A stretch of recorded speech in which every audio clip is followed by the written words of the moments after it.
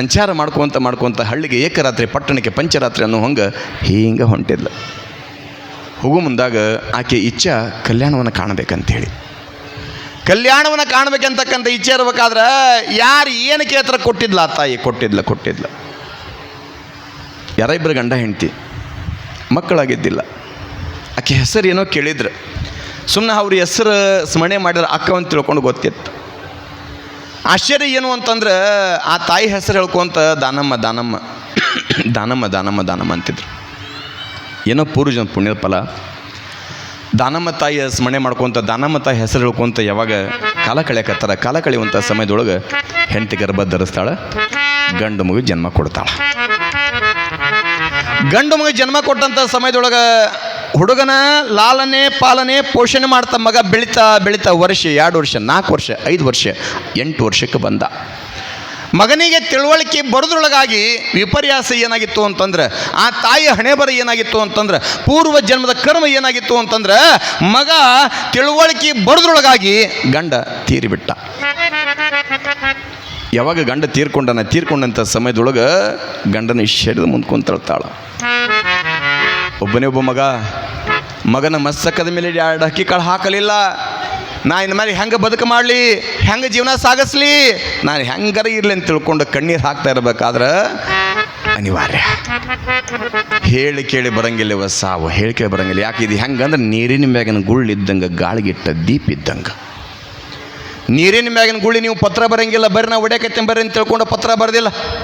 ಗಾಳಿಗಿಟ್ಟ ದೀಪನ ಆರಕತ್ತಿನ ಬರ್ರಿ ಅಂತ ತಿಳ್ಕೊಂಡು ಫೋನ್ ಮಾಡಿಲ್ಲ.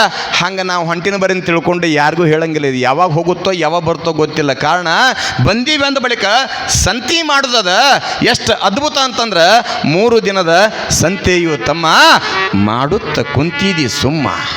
3 ದಿನದ ಶಂತೆಯು ತಮ್ಮ ಮಾಡುತ್ತ ಕುಂತಿದಿ ಸುಮ್ಮ.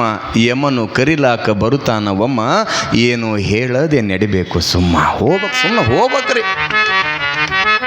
ಆತನ ಕರೆ ಬಂದಾಗ ನಕ್ಕೊಂತ ಹೋಗ್ಬಿಡ್ಬೇಕಂತ, ಹತ್ಕೊಂತ ಕುಂದ್ರಬಾರ್ದಂತ. ಬಂದೈತೆ ಬಾ ಅನ್ಬೇಕು. ಅದ್ರ ಈಗಿನ ಮಂದಿ BP ಶುಗರ್ ಅಂದ್ಕೊಳ್ಳಿ ಅರ್ಧಕ್ಕರ್ಧ ಹೆದರೇ ಬಿಡ್ತಾರ. ಬಂದೈತೆ ಅಂದ್ಬಿಳಕ ಪ್ರಾರಬ್ಧ ಕರ್ಮ, ಬ್ಯಾಡನಕ್ಕೆ ಬರಂಗಿಲ್ಲ. ಬಂದಿಯಪ್ಪ ಬಾ, ಬಂದಿದ್ದ ಖುಷಿಯಿಂದ ಸ್ವೀಕಾರ ಮಾಡೋದ. ಬೇಕಾದ ಬರಲಿ. ಕುತ್ತಿ ಮಟ್ಟ ಕಷ್ಟ ಬಂದೈತೆ ಅಂದ್ರೂ ಕೂಡ ಸಮಾಧಾನವಾಗಿರ್ಬೇಕಂತ. ಎಲ್ಲಿ ಮಟ್ಟ ತಾಳ್ಮೆ ಸಮಾಧಾನ ಇರ್ತೈತೆ ಅಲ್ಲಿ ಮಟ್ಟ ಜೀವನ ಬಹಳ ಚಂದ ಇರ್ತೈತಿ. ಹಣೆ ಬರಕ ಹೊಣೆ ಯಾರ? ತಿಳುವಳಿಕೆ ವಯಸ್ಸಿಗೆ ಬರ್ತಕ್ಕಂಥ ಮಗ ಇತ್ತ ಕಡೆಗೆ ಯಾವಾಗ ಗಂಡ ತೀರ್ಕೊಂಡ ತಕ್ಷಣ ಹೆಂಡತಿ ಕಣ್ಣೀರು ಹಾಕ್ತಾಳೆ. ಇನ್ನು ಮುಂದೆ ಬದುಕು ಮಾಡೋದು ಹೆಂಗೆ, ಅನಿವಾರ್ಯ ಮಾಡಬೇಕು. ಗಂಡ ಹೋಗೋಣ ತಿಳ್ಕೊಂಡು ಸಾಯಂಗಿಲ್ಲ. ಯಾಕೆ ಮಗ ಅದಾನ. ಹಾಗೋ ಹೀಗೋ ಹೆಂಗೋ ಗಂಡನ ಅಂತ್ಯ ಸಂಸ್ಕಾರವನ್ನು ಮಾಡಿ ಪ್ರಾಯದ ವಯಸ್ಸು, ಹದಿಹರೆಯದ ವಯಸ್ಸು, ಯೌವನ ವಯಸ್ಸು, ತಾರುಣ್ಯದ ವಯಸ್ಸು. ಹಬ್ಬ ಬಂದ್ರೆ ಆ ಹೆಣ್ಮಗಳಿಗೆ ಅವಾಗಿನ ಸಮಯದೊಳಗೆ ಒಂದು 18, 20, 22, 25 ವಯಸ್ಸಿರ್ಬೋದು. ತಾರುಣ್ಯದ ವಯಸ್ಸು. ಯಾವಾಗ ಗಂಡ ತೀರ್ಕೊಂಡಂಥ ಸಮಯದೊಳಗೆ ವರ್ಷ ಹೊತ್ತು, 2 ವರ್ಷ ಹೊತ್ತು, 4 ವರ್ಷ ಹೊತ್ತು, 5 ವರ್ಷ ಹೊತ್ತು ಸಹಜ ನೋಡ್ರಿ. ಮನಸ್ಸು ಬಯಸೋದೆ ಬಾಲ್ಯ ಹಣ್ಣು ಎಂದಿತ್ತು. ಬಾಲ್ಯ ಹಣ್ಣು ಎಂದಿತ್ತ. ಯೌವನ ಹೆಣ್ಣು ಎಂದಿತ್ತ. ಮುಪ್ಪ ಮಣ್ಣ ಎಂದಿತ್ತ. ಒಂದೊಂದು ವಯಸ್ಸು ಒಂದೊಂದು ಬಯಸ್ತೈತಂತ. ಸಣ್ಣ ಮಕ್ಕಳು ಕೇಳಿ ನೀವು ಏನು ತಿಂತೀಪ ಅಂತಂದ್ರೆ, ಭಾಳ ಅಂದ್ರೆ ಈಗಿನ ಮಂದಿಗೆ ನೀವು ಚಾಕ್ಲೇಟ್ ಕೊಡ್ತೀರಿ, ಈಗೇನು ಲಾಲಿಪಾಪ್ ಕೊಡ್ತೀರಿ, ಈಗೆಲ್ಲ ನೀವೇನೆಲ್ಲ ಕೊಡ್ತೀರಿ. ಅದು ಹಳ್ಳಿಯಾಗಿದ್ದಾಗ ತಮ್ಮ ಏನು ಬೇಕಾ, ನಂಗೆ ಹಣ್ಣು ಬೇಕಂತ. ಯಾಕೆ? ಬಾಲ್ಯ ಹಣ್ಣು ಎಂದಿತ್ತು. ಹಣ್ಣು ತಿನ್ನೋ ವಯಸ್ಸು. ಸಣ್ಣ ಮಕ್ಕಳು ಬಯಸೋದು ಹಣ್ಣನ್ನೇ. ಯೌವನ ಹೆಣ್ಣು ಎಂದಿತ್ತ. ಅದು ಪ್ರಕೃತಿ ಗುಣಧರ್ಮ. ಭಗವಂತ ಈ ಭೂಮಿಯ ಮೇಲೆ ಇಟ್ಟಿದ್ದ 84 ಲಕ್ಷ ಜೀವರಾಶಿ ಅದಾವಂತಂದ್ರೆ 84 ಲಕ್ಷ ಜೀವರಾಶಿ ಒಳಗೆ ಇರೋದು 2, ಒಂದು ಹೆಣ್ಣು ಒಂದು ಗಂಡ. ನೋಡಿರ್ಬೇಕಾರೆ ನೀವು ಸಹಜ ಒಂದು ಸಮಯ ಅದು. ಮುಪ್ಪ ಮಣ್ಣ ಎಂದಿತ್ತನ್ನು ಹಂಗೆ ಗಂಡ ತೀರ್ಕೊಂಡು 5-6 ವರ್ಷ ಆತ. ಯೌವನ ವಯಸ್ಸು, ತಾಳ್ಮೆ ವಯಸ್ಸು, ಪ್ರಾಯದ ವಯಸ್ಸು, ಪರಪುರುಷನ ಸಂಘ ಮಾಡಿಲ್ಲ. ಹಣೆ ಬರ.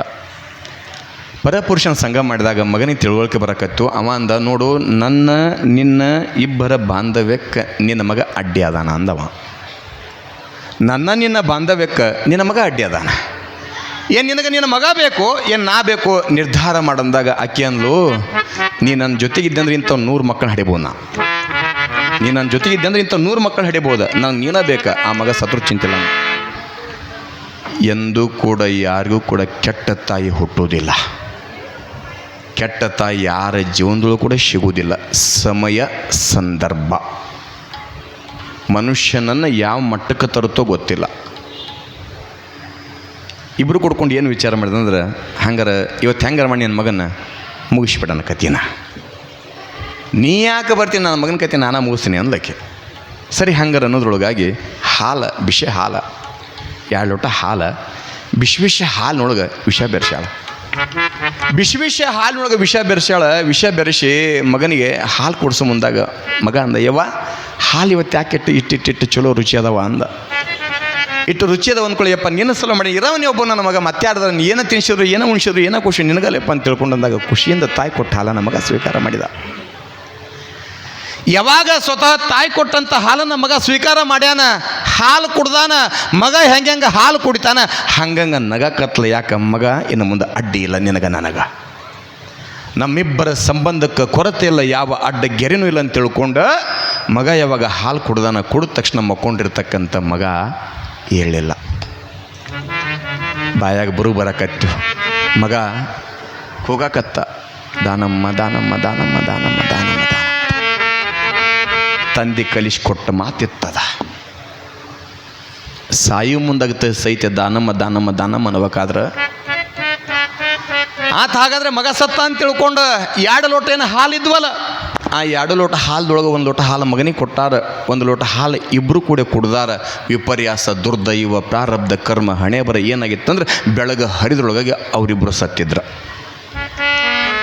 ತಾಯಿ ಪರಪುರುಷ ಇಬ್ಬರು ಸತ್ತಾಗ ಇತ್ತ ಕಡೆಗೆ ಹುಡುಗ ದಾನಮ್ಮ ದಾನಮ್ಮ ಅಂತ ಮಲಗಿರ್ಬೇಕಾದ್ರೆ ಆಶ್ಚರ್ಯ ಏನಾಗಿತ್ತಂದ್ರೆ, ಆ ಹುಡುಗ ಎಲ್ಲಿ ಮಕ್ಕೊಂಡಿದ್ದಂದ್ರೆ ದಾನಮ್ಮ ತಾಯಿ ತೊಡಿಮೆ ಮಲಗಿದ್ದಂತ.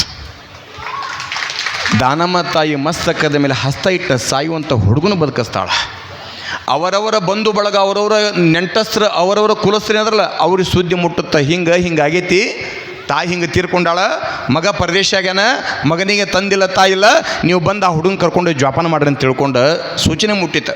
ಅವರು ಬಂಧು ಬಳಗ ಬರ್ತಾರೆ, ಇವ್ರು ಅಂತ್ಯ ಸಂಸ್ಕಾರ ಮಾಡ್ತಾರೆ, ಮಗನ ಕರ್ಕೊಂಡು ಜೋಪಾನ ಮಾಡಿ ಬೆಳೆಸ್ತಾರೆ. ಕಾರಣ ದಾನಮ್ಮ ತಾಯಿಯ ಚರಿತ್ರೆ ಒಳಗೆ, ಆ ತಾಯಿಯ ಪುರಾಣದೊಳಗೆ ಬರುವಂಥದ್ದು ಒಂದು ಲೀಲ.